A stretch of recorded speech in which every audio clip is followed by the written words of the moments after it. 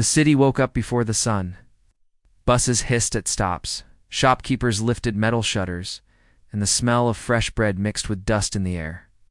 People moved fast, eyes on their phones or watches, already tired before the day truly began.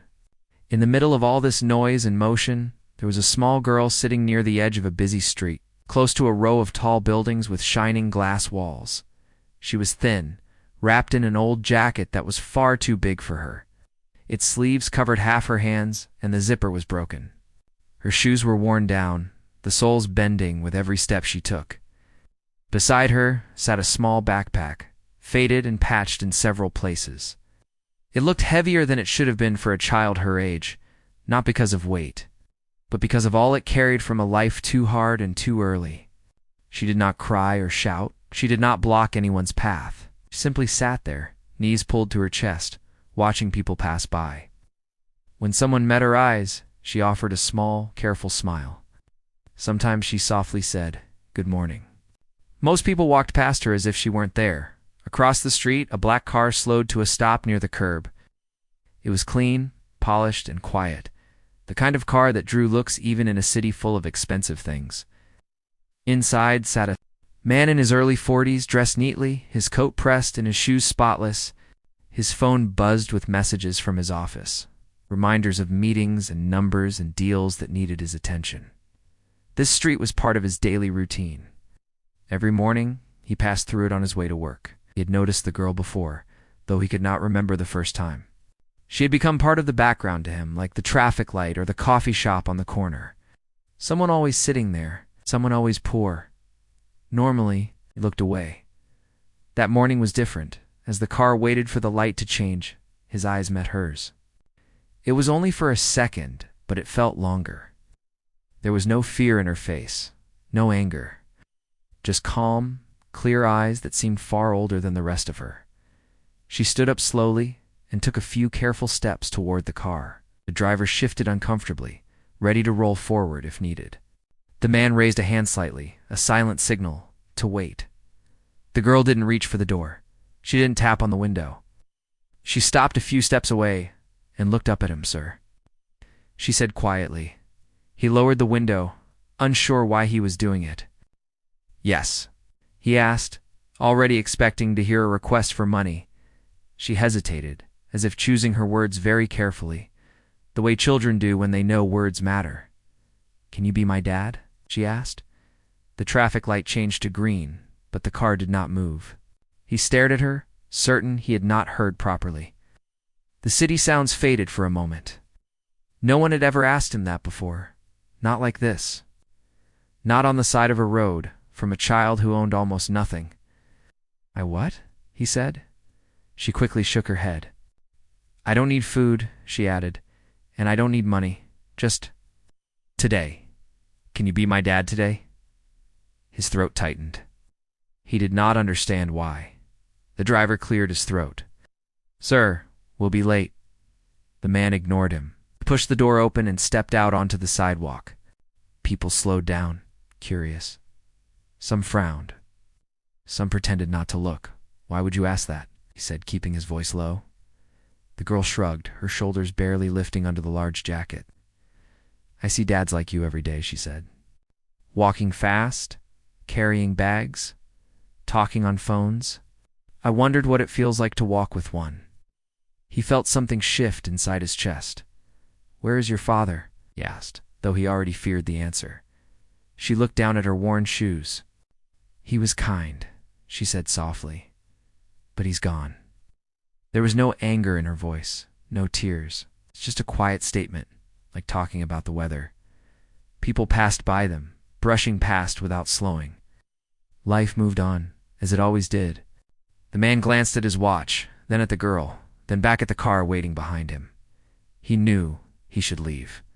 He knew he had places to be, yet his feet would not move. "What's your name?" he asked, then stopped himself. "You don't have to tell me," he added quickly. She smiled again, a small, careful smile. "You can call me anything," she said. That answer hit him harder than he expected. He looked at the backpack. "Is that all you have?" She nodded. "Everything important." For a long moment, neither of them spoke. The noise of the street filled the silence. "I can't be your dad," he said finally, though the words felt weak as soon as he said them. "I know," she replied, "but thank you for stopping."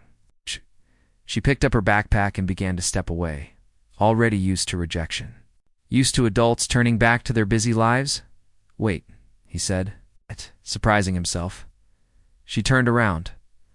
"Walk with me," he said. "Just for a little while." Her eyes widened, not with excitement but with caution. She studied his face, searching for something she could trust. "You don't have to," he added quickly. "It's okay if you don't want to." "I want to," she said after a moment. They walked side by side along the sidewalk. People stared, some whispered. The driver followed slowly behind in the car. They didn't talk much at first. Man noticed how carefully she stepped, as if trying not to take up space. He noticed how she watched everyone's hands, always alert. "How old are you?" he asked. "Old enough," she replied. He smiled despite himself. They stopped near a park. Children laughed on swings. Parents watched from benches. The girl stood still, looking at them. "Have you eaten today?" he asked gently. She shook her head. "I will later when," she shrugged. "When it happens." That simple answer stayed with him. He did not yet know that this moment would change both their lives. He only knew that for the first time in years. His meetings no longer mattered as much as the quiet child standing beside him, waiting for nothing, expecting nothing, yet hoping for something she did not know how to ask for. And for reasons he could not explain, his eyes burned with tears he refused to let fall. The park was louder than the sidewalk they had left behind. Children ran in uneven circles, their laughter sharp and careless. A ball rolled across the ground and bumped gently into the girl's foot. She looked down at it, then back up, as if unsure whether she was allowed to touch it. A boy ran over, grabbed the ball, and sprinted away without a word. The man watched her closely.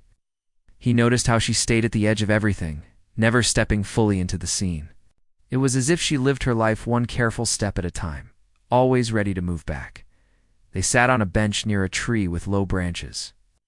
The girl placed her backpack between her feet, both hands resting on it, guarding it like something alive. "You can relax," he said gently. "No one's going to take it." She nodded, but didn't loosen her grip. For a few minutes, they just sat. The man felt awkward, unsure what to say to a child he barely knew. Business meetings were easier than this. Numbers did not look at him like the girl did, quiet, watchful, patient. "My office is waiting," he said suddenly, almost more to himself than to her.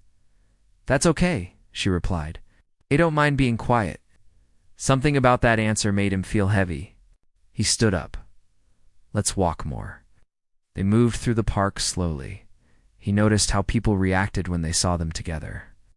Some smiled. Others stared with suspicion. A few looked away fast, as if guilt made them uncomfortable. "Do you come here often?" he asked. "Sometimes," she said. "When it feels safe."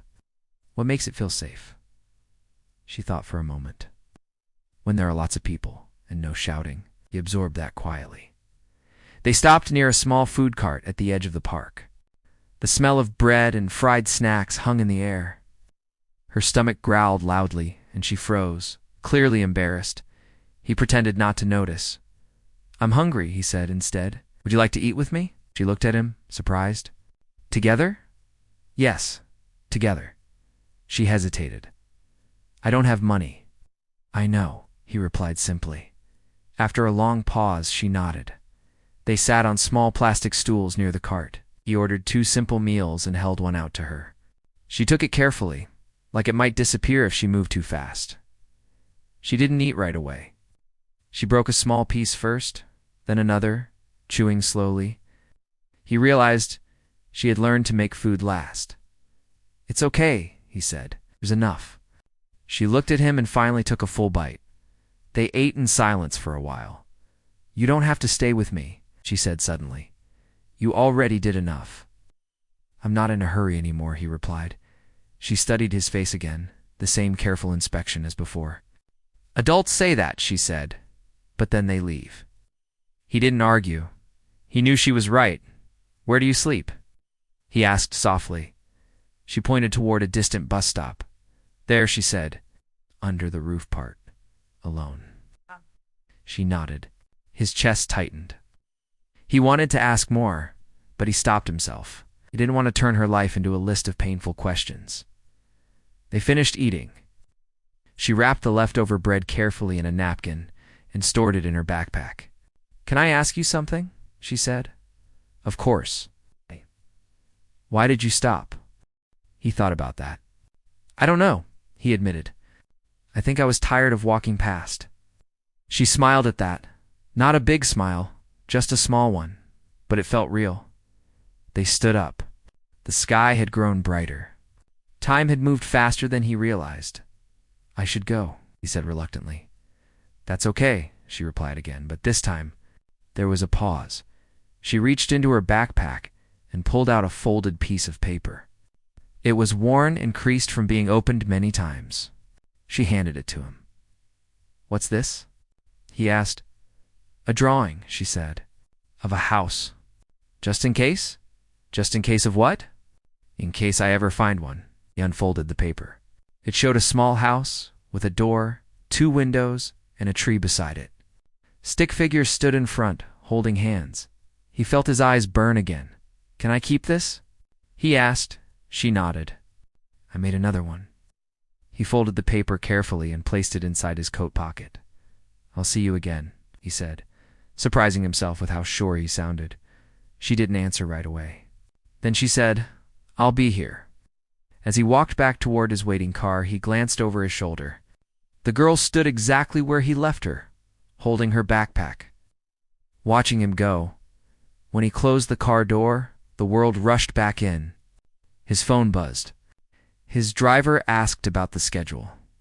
The city continued like nothing had happened, but the man pressed a hand against his coat pocket, feeling the edge of the folded paper, and knew something inside him had already changed, even if he didn't yet know what he was going to do about it. The next morning, the man arrived at the street earlier than usual. The city was still half asleep. Shops were closed, and the air felt cooler, quieter. For the first time in many years, he had chosen to wake up without checking his phone. No emails, no calls. Just a thought that had kept him awake most of the night. He parked across the road and stepped out alone. His driver looked surprised, but said nothing. The man crossed the street slowly, his eyes already searching. The girl was there. She sat in the same spot, her back against the wall, backpack close to her chest. When she saw him, she didn't jump up or smile right away. She watched first, as if making sure he was real and not something she had imagined. "You came," she said. "I said I would," he replied. That was enough. Her shoulders relaxed a little. They walked together again, this time without hesitation. The awkward space between them felt smaller now. "Still careful, but warmer?" "Did you sleep?" he asked. "Yes," she said. "Mostly." He didn't push further. They stopped near a small bakery. The door was open, warm air spilling out. The smell of bread wrapped around them. He ordered breakfast and placed the food on a small table outside. She ate more confidently this time, as though she still saved a piece at the end. "Why do you keep saving food?" he asked gently. She wiped her hands on her jacket. "For later," she said. "Later always comes." He felt that sentence settle deep. After breakfast, he asked, "Would you like to come with me somewhere?" "Where?" "A quiet place. Just to talk." She stared at the ground. "You won't leave me there?" "No," he said quickly. "I promise." She thought for a long time, then nodded. They sat in the back seat together this time. She kept her backpack on her lap, both arms around it. The car drove to a small building on a calm street. It wasn't grand. No signs. Just a peaceful place away from noise. Inside, the room was simple. Chairs, soft light, windows. She stopped at the doorway. "Am I in trouble?" she asked. "No," he said. Kneeling so, his eyes met hers. "You're safe." They sat down. For a while, she said nothing. Then words began to spill slowly, carefully. She talked about nights under streetlights, about learning when to leave places, about listening for footsteps. She spoke without tears, without anger, like someone who had learned that crying wasted energy. He listened. He didn't interrupt. She told him about her mother's sickness, about days when food was shared between neighbors, about holding her father's hand as he promised things would be okay. He didn't lie, she said suddenly. Things did get quiet after. The man felt his eyes sting. She talked about being invisible, how people looked through her, how kindness sometimes hurt more than silence because it disappeared too fast. When you stopped, she said, I thought you'd walk away like the rest. So did I, he admitted. They sat in silence for a long time after that. What happens now? She asked. I don't know, he said honestly. But I don't want to pretend I didn't meet you. That answer seemed to matter. Later, he walked her back to the street. She stood near her usual spot, gripping her backpack again. You'll still come here? He asked. Yes, she said, until someone tells me not to.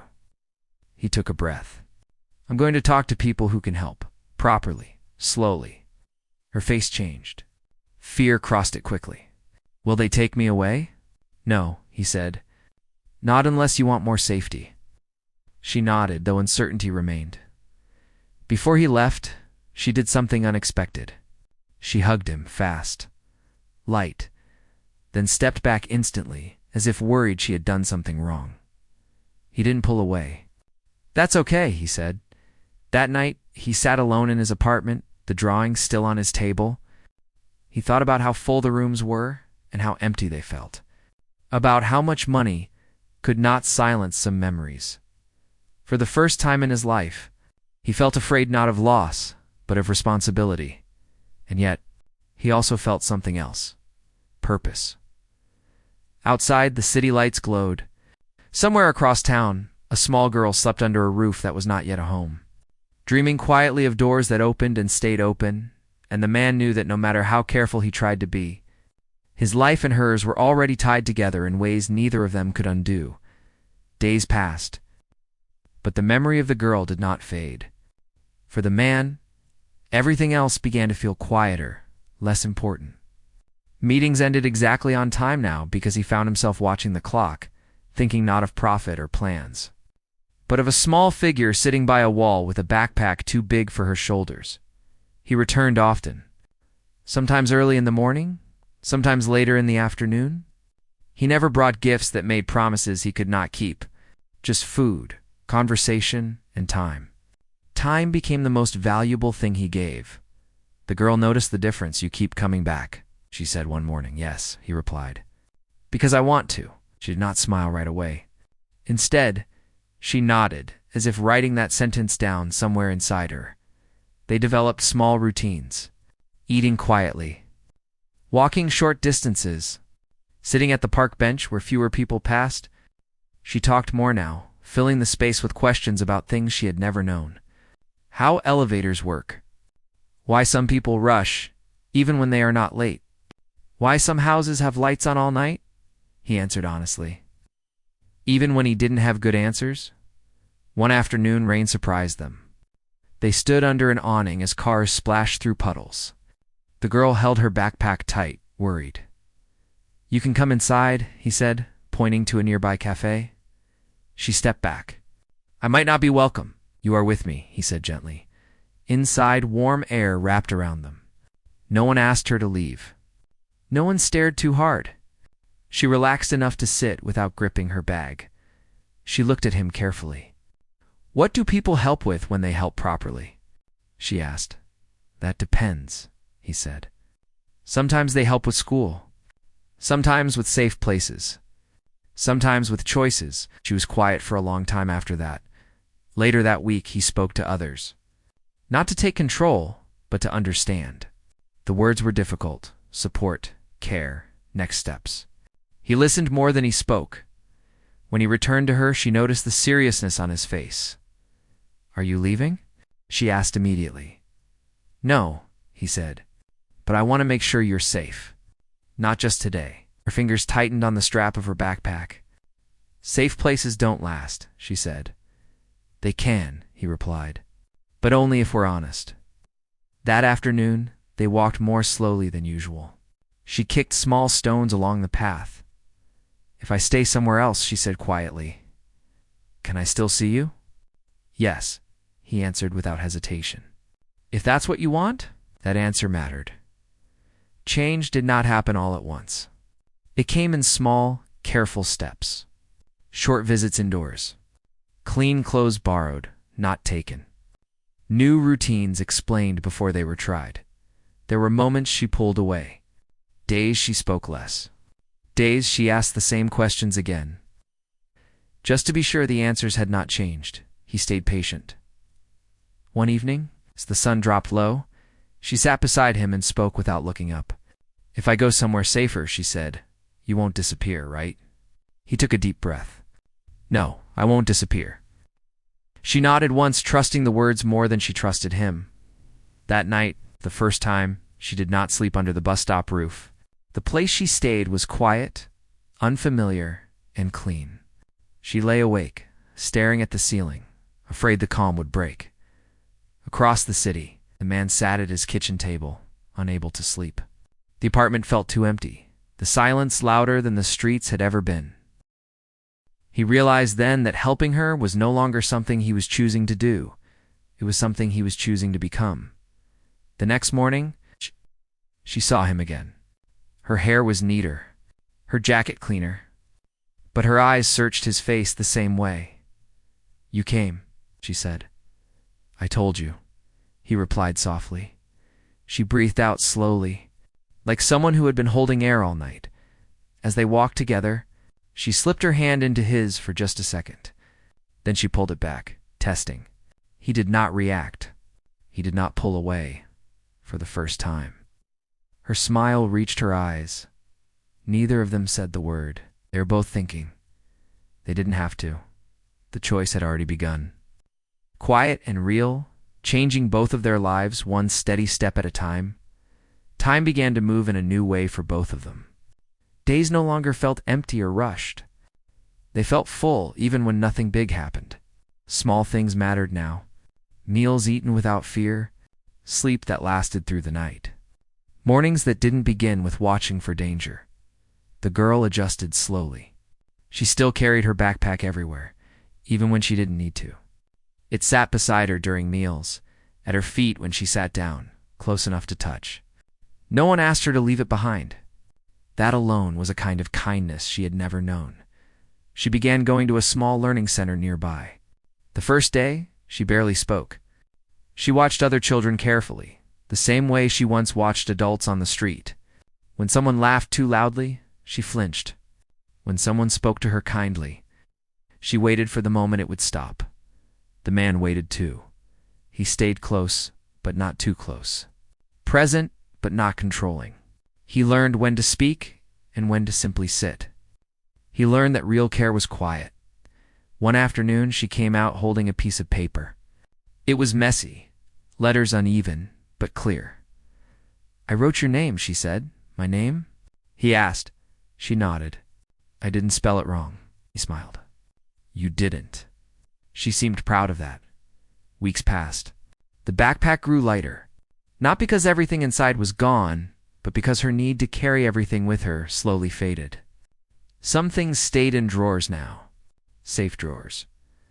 One evening, as they sat together watching the lights turn on outside, she spoke in a small voice. "Am I staying?" she asked. He already knew what she meant. "Yes," he said. "If you want to." She didn't answer right away. Then she whispered, "I do."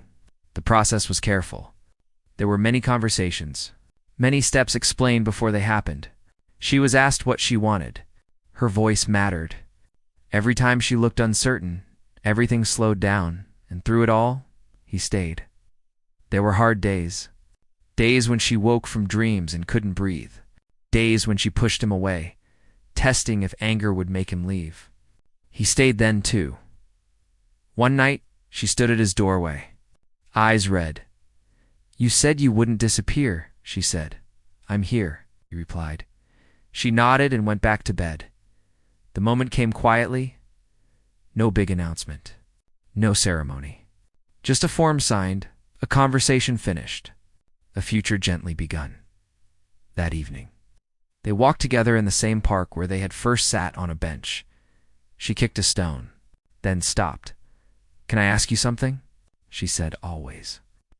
She took a deep breath. "Can I call you that word?" His chest tightened. "Which word?"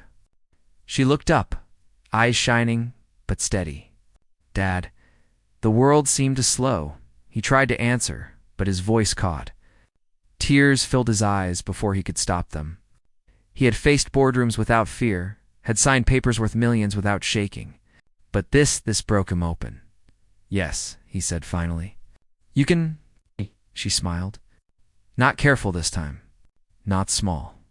"A full smile, Dad," she said softly.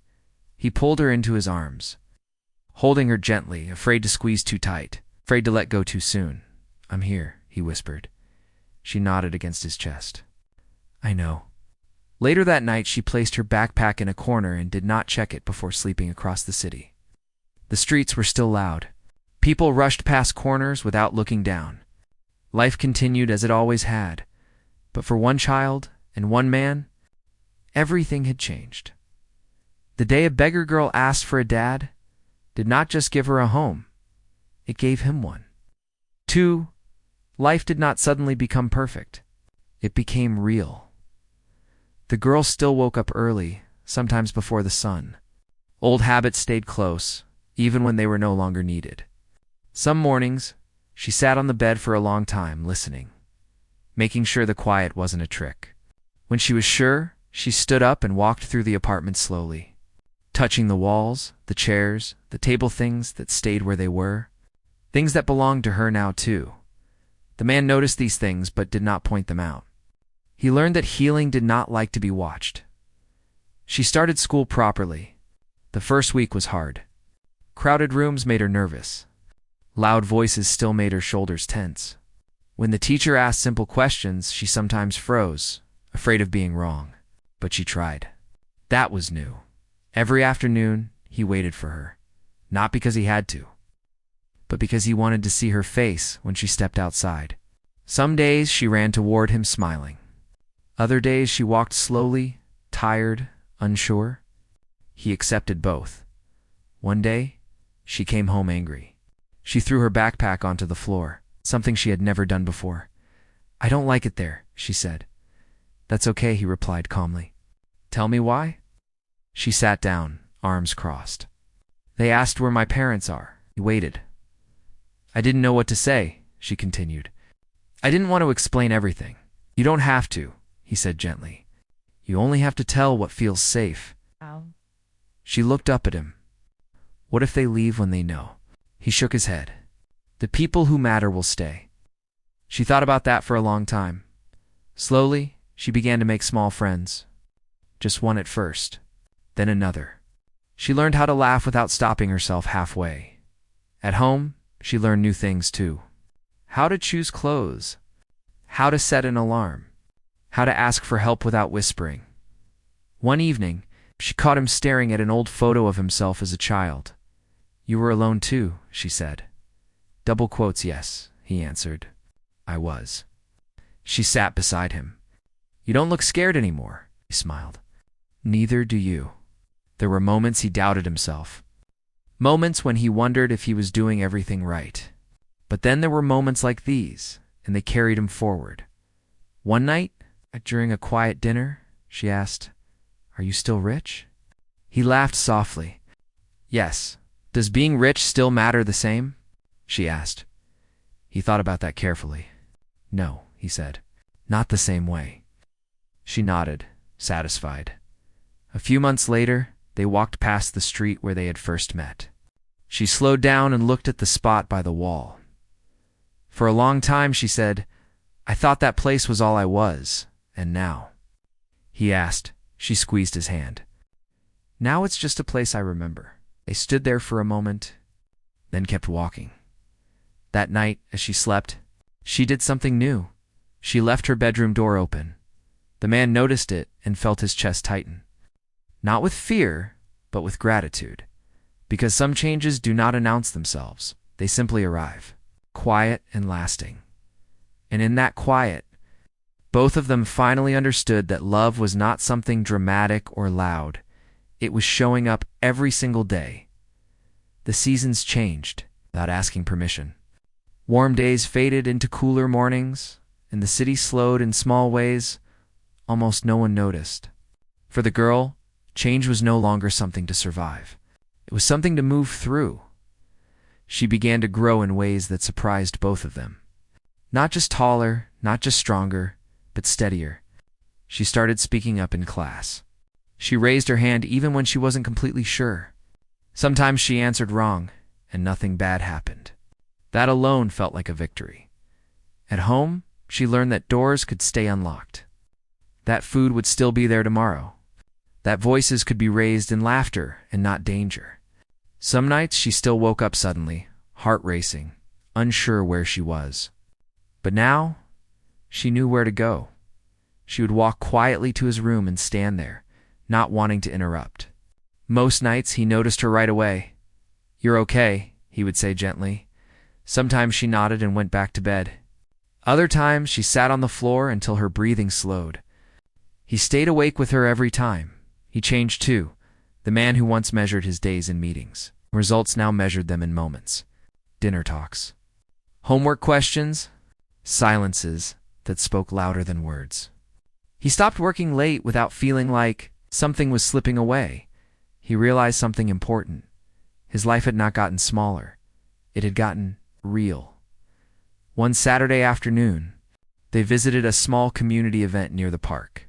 There were tables, music, people talking over each other in comfortable noise.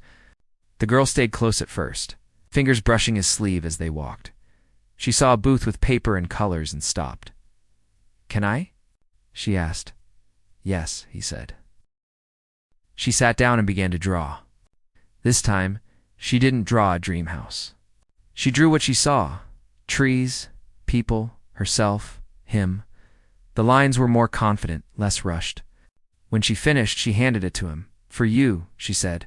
It showed two figures standing side by side. No holding hands. Just standing, he understood. That evening, they talked about the past for the first time without it hurting.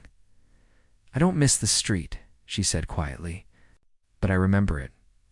"That's okay," he replied. "Remembering doesn't mean going back." She nodded. Later that night, she asked a question he hadn't expected. "Why me?" He didn't answer right away. "I don't think it's because you're rich," she said. "Other rich people passed me too." He smiled softly. "I think it's because we found each other on the same day we both needed it." She thought about that. As months turned into a year, the girl became a quiet example of something rare.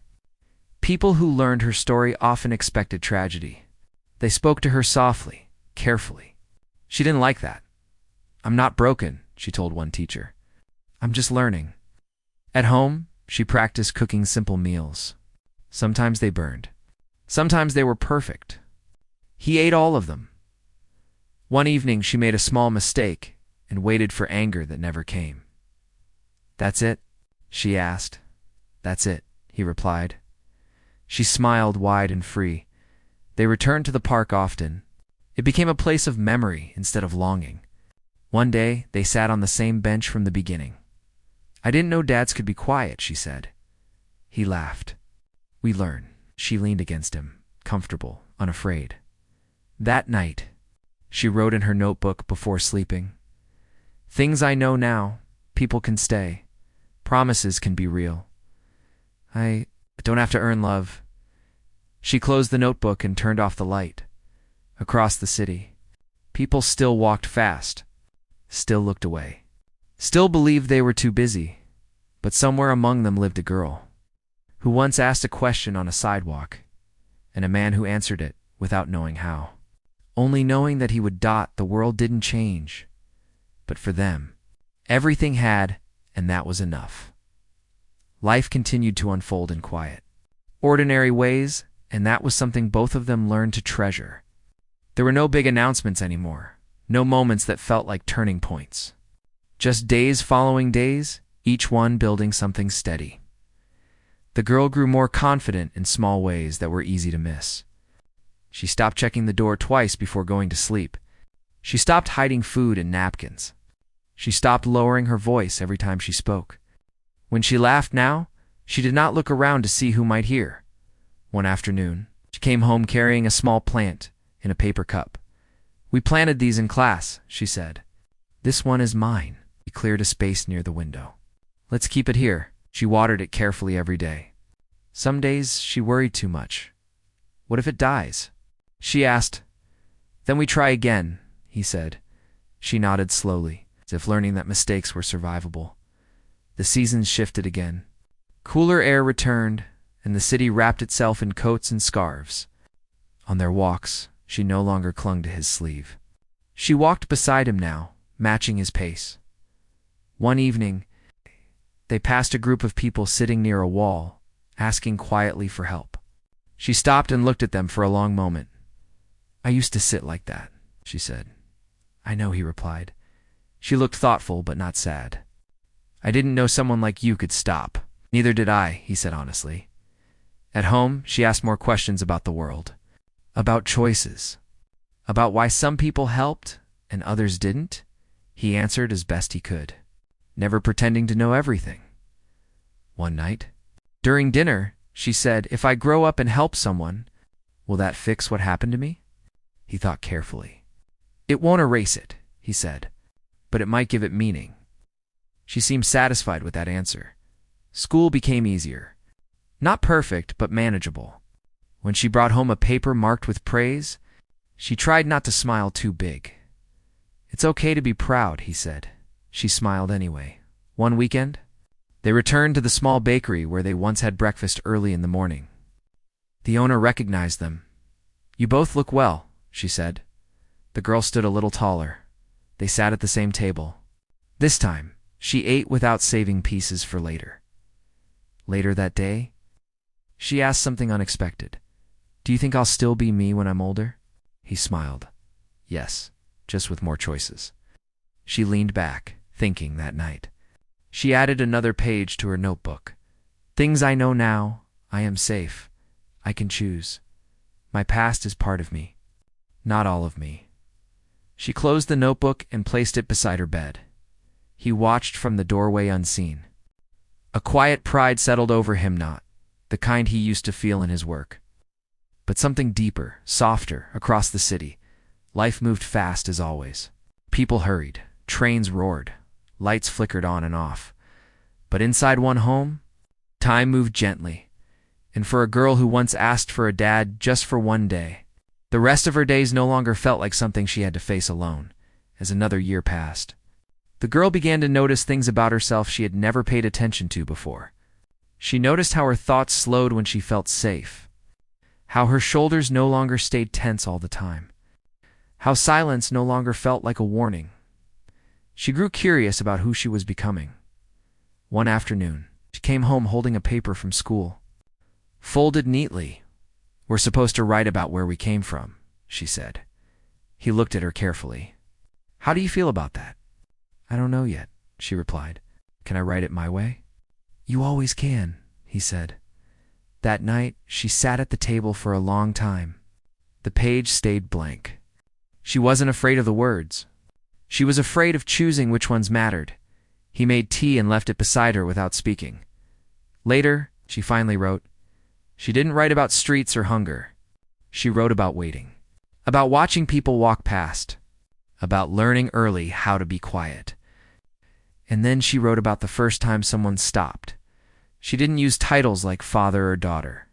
She just wrote the truth the next day. The teacher asked if she wanted to read it out loud. She paused, then she stood up. Her voice shook at first, then steadied. She read slowly, clearly. When she finished, the room stayed quiet for a moment. Not the uncomfortable kind, the respectful kind. Later, when she told him about it, she searched his face. "I didn't say everything," she said. "You don't owe everything." He replied. She smiled in relief. At home, she began asking deeper questions. "Do you think people are born kind?" "Some are," he said. "Most learn." "Did you learn?" "Yes," he answered. "From you." She laughed at that. As she grew older, the the girl started to notice people like her old self more clearly. When they passed someone sitting quietly with a cup or a sign, she slowed. One evening she asked, "Can we help?" "Yes," he said, "but we'll do it carefully." They brought food, blankets, simple conversation. She never spoke over anyone's story. She listened. That listening changed her. One cold night she said softly, "I don't feel guilty anymore." "About what?" he asked. "About surviving," she replied. He nodded, understanding more than he could say. At school, she became more confident. She joined a small group that helped younger kids adjust. She showed them where to sit, how to ask for help, how to not be afraid of making mistakes. Watching her, he felt something new, not fear, trust. One evening, while washing dishes together, she asked, "Were you scared when I first asked you?" He smiled. "Very." "Why?" "Because I knew if I said yes, my life would change." "Did it?" "Yes," he said. "In the best way?" She nodded, satisfied. Later that night, she added another line to her notebook. "Things I know now, I am not an accident. Someone chose me. I choose myself too." She closed the notebook and turned off the light in the living room. The man stood quietly, listening to the steady rhythm of a home at peace. The city outside was the same as always. Loud, busy, unaware, but inside these walls, something rare had taken root. Not rescue belonging. And for a girl who once asked for a dad for just one day, the answer now lived in every ordinary moment that followed.